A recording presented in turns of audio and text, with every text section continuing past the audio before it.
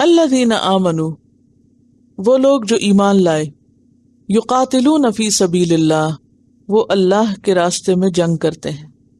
ایمان والے کس لیے جنگ کرتے ہیں؟ اللہ کے راستے میں.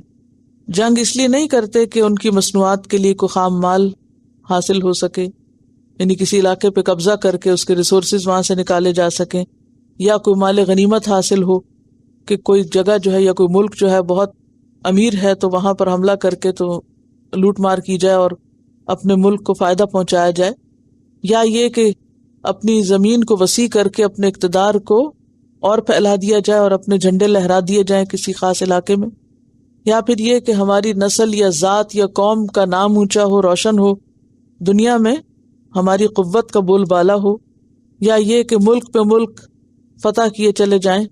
جس سکندر اعظم کے بارے میں سنا ہوگا، کیا مقصد تھا اس کا دنیا فتح کرنے کا؟ سکندر اعظم کے بارے میں سب نے سن رکھا ہوگا نا، یہ کہ اس نے دنیا کو فتح کیا. تو معلوم نہیں کہ اس دنیا کو ساری کو تو نہیں کر سکتا ہوگا، ساری تو اس وقت ڈسکور بھی نہیں ہوئی تھی. بہرحال جتنا بھی نون دنیا کا حصہ تھا اس کا اکثر حصہ اس نے فتح کیا تھا. لیکن کس مقصد کے لیے، کیا وجہ تھی؟ بعض اوقات اپنا نام بلند کرنے کے لیے، اپنی بہادری کے جوہر دکھانے کے لیے، کیونکہ جو لوگ بہادر ہوتے ہیں نا ان کو اس میں بہت لطف آتا ہے کہ وہ خوب ایسے کارنامے کریں تاکہ ان کا نام روشن ہو. اسی طرح آپ دیکھیں کہ دنیا کی تاریخ بھری ہوئی ہے جنگوں سے. ان ساری جنگوں کے مقاصد دیکھیں کہ کس لیے جنگیں ہوتی رہیں، کیا حاصل کرنے کے لیے، کیا پانے کے لیے، غرض کیا تھی. ان سب جنگوں کے مقاصد ایک طرف اور اسلام کا مقصد ایک طرف. اور اسلام کے اندر جنگ کا مقصد کیا ہے؟ کہ اللہ کا نام بلند ہو، لوگوں کو ظلم و ستم سے نجات دلائی جائے، پرسیکیوشن کا مقابلہ کیا جائے. اور صرف وہ پرسیکیوشن جو ریلیجس پرسیکیوشن جس کو کہا جاتا ہے، دین کے نام پر ظلم ہو.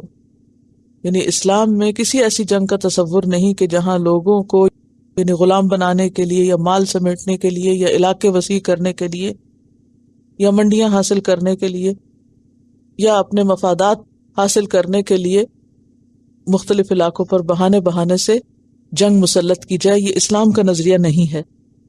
اسلام میں صرف کیا ہے؟ الذین آمنوا، جو ایمان والے ہوتے ہیں، یقاتلون، وہ جنگ کرتے ہیں لیکن فی سبیل اللہ، اپنی ذات کے لیے نہیں کرتے، دنیاوی مفادات کے لیے نہیں کرتے، وہ صرف اللہ کے نام کی بلندی کی خاطر کرتے ہیں. والذین کفروا، اور وہ لوگ جنہوں نے کفر کیا، یقاتلون، وہ جنگ کرتے ہیں فی سبیل الطاغوت، طاغوت کے راستے میں.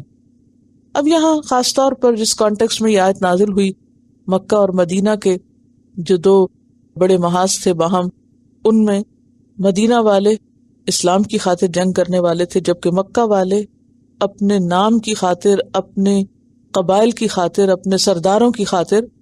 تو طاغوت بیسیکلی شیطان کے لیے استعمال ہوتا ہے، اور یہاں شیطانوں سے مراد کون ہیں؟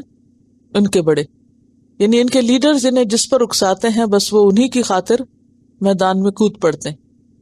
آپ کو معلوم ہے کہ جنگ بدر جب ہوئی تھی، ابو لہب اور پھر ابو جہل اور پھر بعد میں ابو سفیان، یہ سب لوگ لوگوں کو بعض اوقات صرف کرائے پہ ہائر کرتے تھے، حبشیوں کو اور لوگوں کو اکساتے تھے، ان سے مال و متاع کے وعدے کرتے تھے اور ان کو باقاعدہ پے کرتے تھے اور جنگ کے لیے ابھار کر لے آتے تھے کہ اگر دیکھو لڑیں گے نہیں تو پھر جو ایک شان و شوکت ہے وہ جاتی رہے گی. تو اس کے پیچھے کیا تھا؟ صرف ذاتی شان و شوکت یا کسی علاقے کی بڑائی، کو خاص مقصد نہیں تھا. جبکہ مسلمان اہل مدینہ کس لیے جنگ کر رہے تھے؟ اپنے دین کے دفاع کے لیے اور دین کو آگے بڑھانے کے لیے. فقاتلوا اولیاء الشیطان، تو جنگ کرو کس سے؟ شیطان کے ساتھیوں سے، شیطان کے دوستوں سے. ان کید الشیطان کان ضعیفا، بے شک شیطان کی چال، قید کا معنی چال، کان ضعیفا ہے بہت کمزور، شیطان کی چال بہت کمزور ہے. تو اس سے کیا پتہ چلتا ہے کہ تم جب اللہ کے راستے میں نکلو تو ڈرو نہیں، خوف نہیں کھاؤ.